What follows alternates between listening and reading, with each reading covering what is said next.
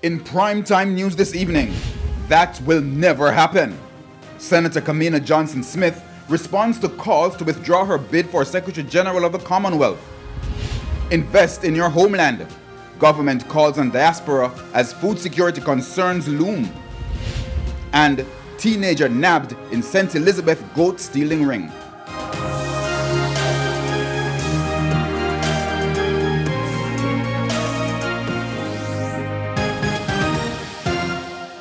Good evening and welcome to Primetime News. We're on air and online at onespotmedia.com. I'm Janela Precious. Also this evening, the Financial Week, Primetime Sports commentary, E-Prime and weather. But before the break, the feedback question. And this evening we're asking, what are your views on the candidacy of Foreign Affairs Minister Kamina Johnson-Smith for the post of Secretary General of the Commonwealth?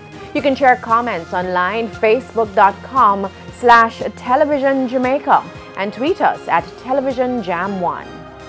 Please stay with us. Primetime News returns after this break.